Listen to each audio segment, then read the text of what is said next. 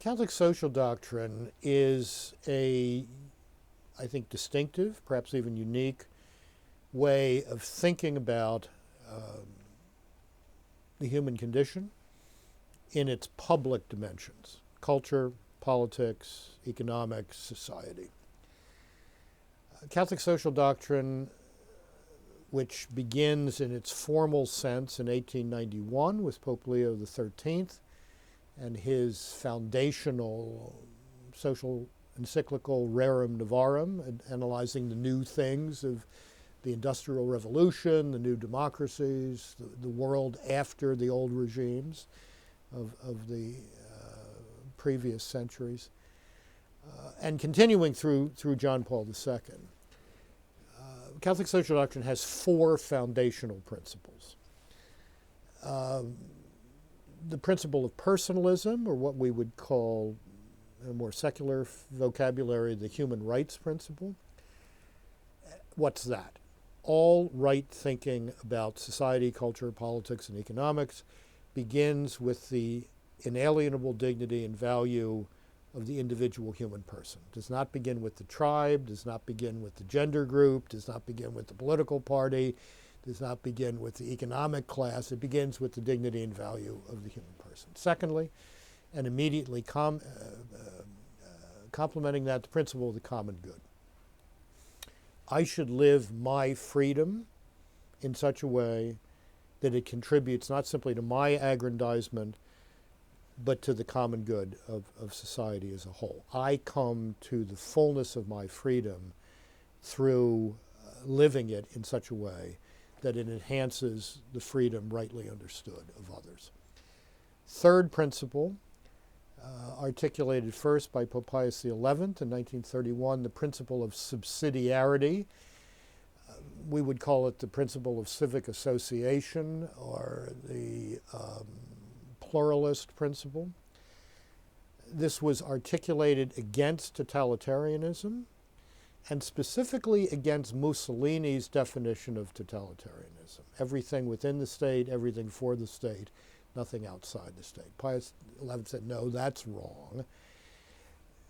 A properly ordered society, you have a state, you have an individual, but then you have all these mediating institutions. You have the family, a natural association like the family.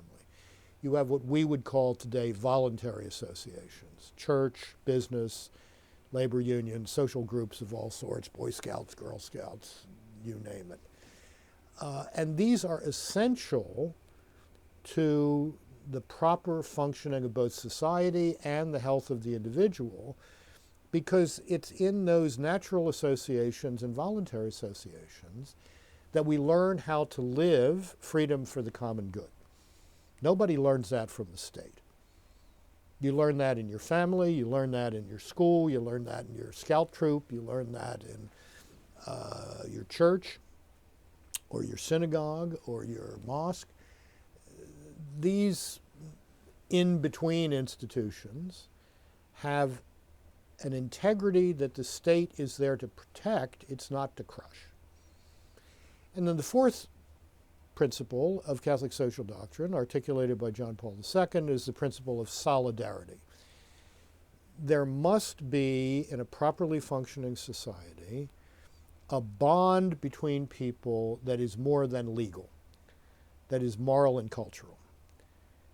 If the only thing I know about you or you know about me as members of the same society and political community is how we can sue each other, take each other to law when we come into conflict, that's just not sufficient. It's the kind of solidarity that you saw expressed on 9/11, when people literally risked their lives, and in some respects gave their lives, some instances gave their lives, for people with whom they had no legal obligation, but they felt a moral obligation. These are people in trouble. These are fellow Americans. We have to help them.